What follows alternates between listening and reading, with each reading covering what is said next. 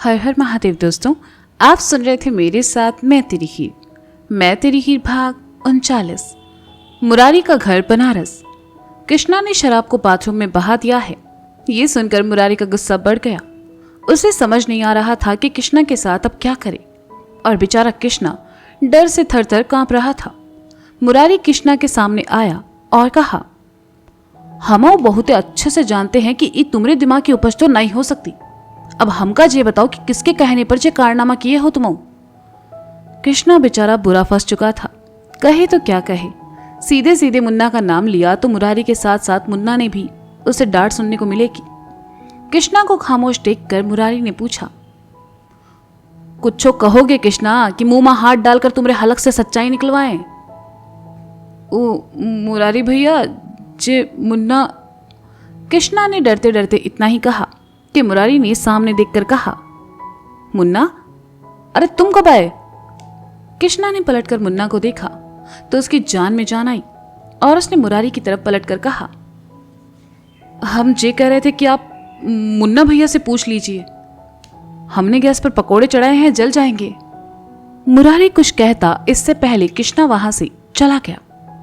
मुन्ना मुरारी के पास आया और कहा, क्या बात है पापा, आप इस वक्त यहाँ क्या कर रहे हैं? और कृष्णा भैया को क्यों डांट रहे थे? उनसे कोई गलती हुई है क्या? मुरारी ऑफिस रूम से बाहर आया और कहा, डांटे नहीं तो का आरती उतारे उनकी। हमरी 75,000 की शराब को नाले में बहा दिए हैं उमूरख। हमको पता है ये सब किसने किया है। हमरे खिलाफ ई घर में साजिश रचने वाली एक ही है। कहकर मुरारी अपने कमरे में चला गया। मुन्ना धीरे से मुस्कुराया और हॉल की तरफ चला आया। वह सोफे पर आकर बैठा और कृष्णा को कहा, कृष्णा भैया, खाना लगा दीजिए। कृष्णा ने किचन से झांक कर देखा, मुरारी वहां नहीं था। ये देखकर कृष्णा ने चैन की सांस ली और किचन में जाकर मुन्ना के लिए प्लेट में खाना लगाने लगा। कृष्णा ने थाली में खाना परोसा और लेकर बाहर चला आया। कृष्णा ने प्लेट मुन्ना के सामने पड़ी टेबल पर रखी और कहा, मुन्ना बाबा, आज तो आपकी वजह से हम पक्का मरने वाले थे। मुरारी भैया को पता चल गवा है कि बोतल में शराब नहीं जूस है। भड़क गए थे वो हम पर। मुन्ना मुस्कुराया और कहा, वो तो हम उनका चेहरा देखकर ही समझ गए थे, पर आपने ऐसा काहे किया मुन्ना बाबा? मुरारी भैया कौन सा रोज रोज पीते हैं, कभी कभी बस 2 घूंट ले लेते हैं, वो भी जब जब बहुत ही ज्यादा खुश हो या फिर बहुत ही ज्यादा दुखी हो। खामखा आपने उनकी शराब फिकवा दी। कृष्णा ने मायूसी से कहा, पापा के लिए ये हमदर्दी जताने की जरूरत नहीं है कृष्णा भैया। हमने कुछ गलत नहीं किया। गौरी ने पापा को ऐसे पीते देखा तो अच्छा नहीं लगेगा। हम नहीं चाहते यहाँ आने के बाद गौरी की नज़रों में पापा की इमेज गलत बने, बस इसलिए हमने ऐसा किया। मुन्ना ने कृष्णा को समझाते हुए कहा। कृष्णा वही उकड़ू जमीन पर बैठ गया और कहा, आप कितनी सही बात करते हो ना मुन्ना बाबा। अब जे बात हम मुरारी भैया को समझाई है तो वो हमें ही ज्ञान दे देंगे। पर सच कहें बाबा, जो नई बहू घर में आ रही है ना, वो बहुत भाग्यशाली होगी जिनको आप जैसा समझदार जीवन साथी मिली है।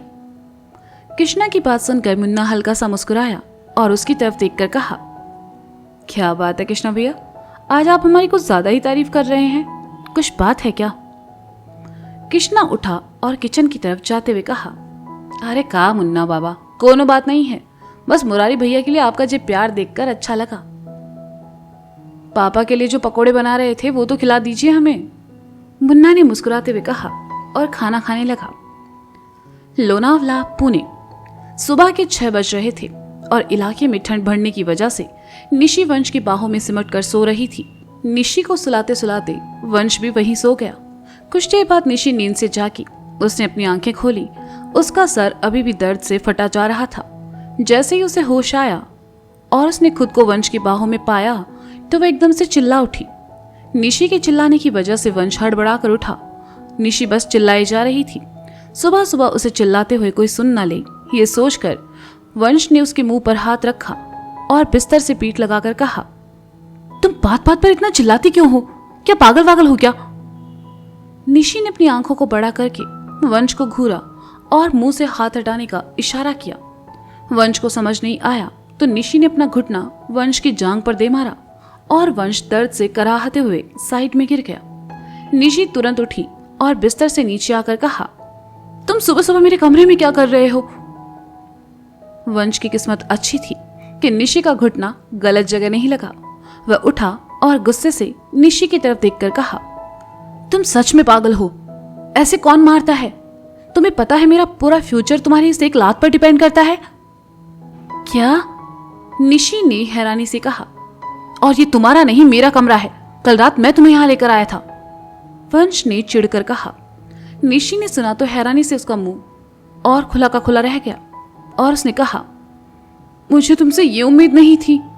तुम मुझे अपने कमरे में लेकर आए, इसका मतलब हमने साथ में रात बिताई और तुमने मेरे साथ। हाँ, तुम ऐसा कैसे कर सकते हो? अभी तो हमारी शादी भी नहीं हुई है। मैं मुंबई वापस जाकर डैड को क्या मुंह दिखाऊंगी? वंश ने सुना तो अपना सर पीटते हुए कहा, ओ गॉड, ये लड़की। वंश निशी के पास आया और जोर से कहा, shut up, just shut up. अब मैं जो बोल रहा हूं वो सुनो। वंश ने निशी को पार्टी में हुई सारी बातें बताई तो निशी हैरानी से बिस्तर पर बैठ गई।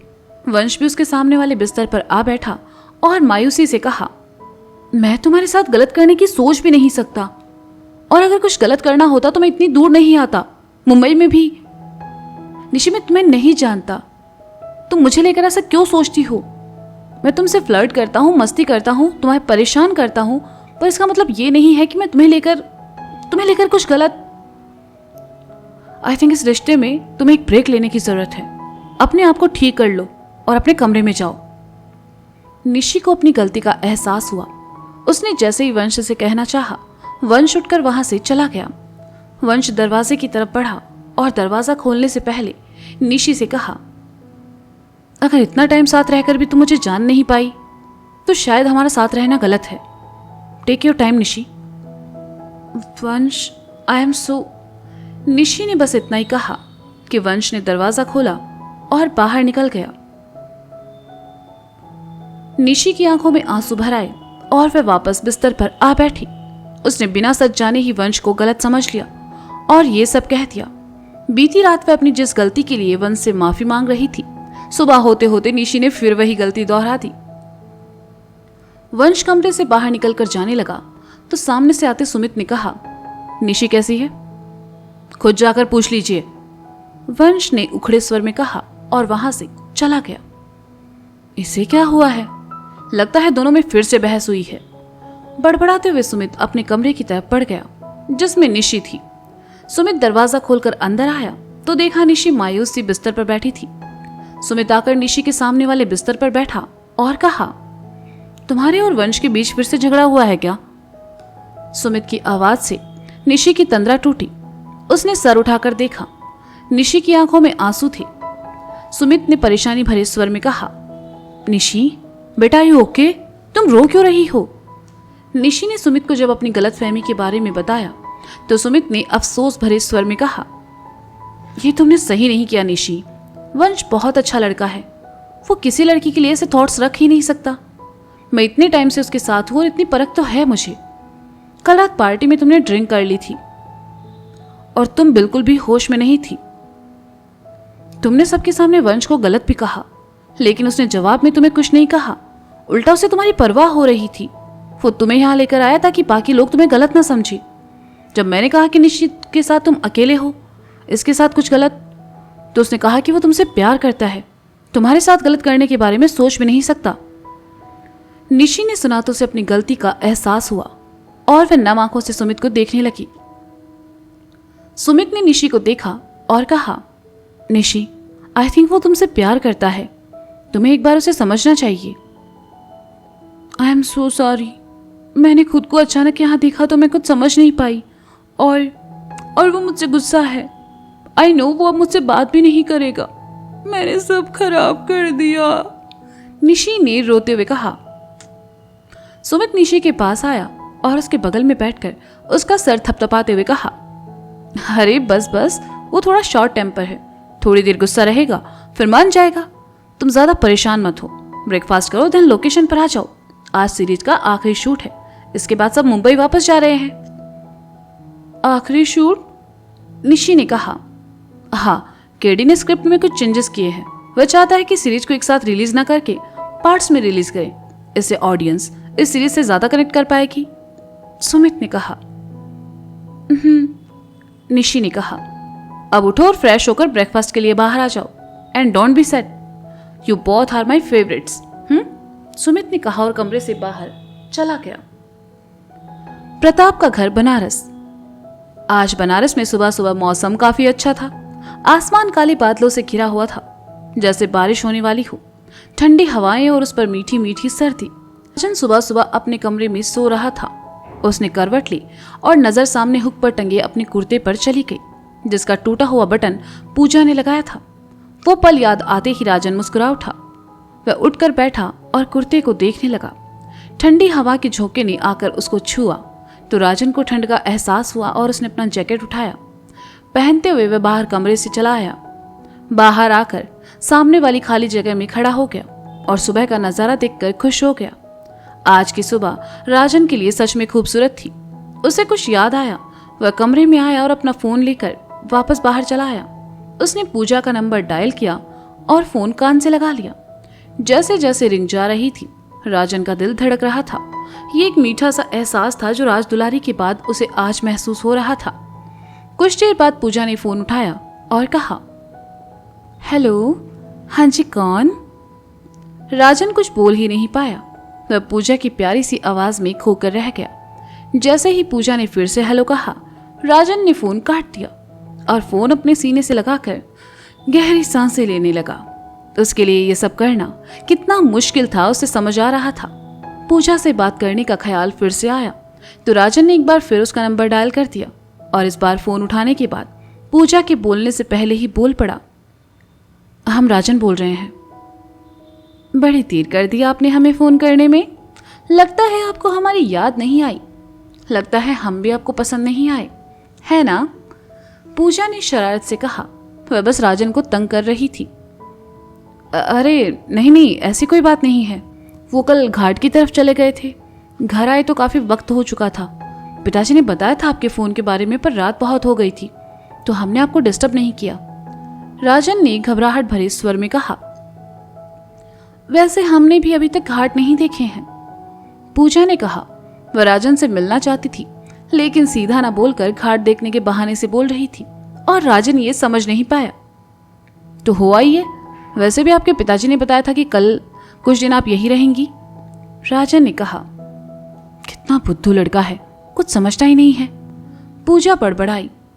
जी, कुछ कहा आपने? राजन ने पूछा। अगर उनके साथ ही घाट देखना होता तो आपसे क्यों पूछते? पूजा ने कहा। आप हमारे साथ घाट देखना चाहती हैं? राजन ने धड़कते दिल के साथ पूछा। क्यों, आपके साथ घाट देखने में कोई परेशानी है? अगर आपका मन नहीं है तो फिर रहने देते हैं, पूजा ने कहा। अरे नहीं, हमें क्या परेशानी होगी, हम चलते हैं ना आपके साथ। आप हमें थोड़ा सा वक्त दीजिए, हम बस आते हैं, राजन ने कहा। पूजा से मिलने की एक अजीब सी खुशी उसे अपने अंदर महसूस हो रही थी। ठीक है, फिर हम आपको एड्रेस मैसेज कर देते हैं, वहीं से हमें पिक कर लीजिएगा, पूजा ने कहा और फोन काट दिया। राजन मुस्कुरा उठा और जैसे ही पलटा, पीछे खड़े प्रताप को देखते ही उसकी मुस्कुराहट गायब हो गई। उसने हाथ में पकड़ा फोन नीचे कर लिया तो प्रताप ने कहा, क्या बेटा, सुबह सुबह कहाँ जाने की प्लानिंग हो रही है? देखो, घर में तुम्हारी शादी की बात चल रही है तो अपने आवारा दोस्तों के साथ घूमना थोड़ा कम कर दो। समझ गए पिताजी, राजन ने कहा। जाकर नहाई लो और तैयार होकर नीचे आ जाओ, फिर हमारे साथ फैक्ट्री जाना है। कहा है कि चलकर मैनेजर से सब काम सीख लो। अब से फैक्ट्री तुमको ही संभालनी है। हम नीचे तुम्हारा इंतजार कर रहे हैं, जल्दी आना, प्रताप ने कहा और वहां से चला गया। राजन ने सुना तो पूजा से मिलने की खुशी चेहरे से गायब हो गई। वह अपने पिताजी के साथ फैक्ट्री जाए या पूजा को बनारस के घाट दिखाएं, बहुत दुविधा थी। तो दोस्तों, ये था मैं तेरी हीर भाग 39। इसका अगला भाग आप जल्द ही सुनेंगे मेरे साथ। तब तक के लिए शुक्रिया, बाय बाय, अपना ख्याल रखिए और हाँ, सुनते रहें मैं तेरी हीर मेरे साथ। Bye bye.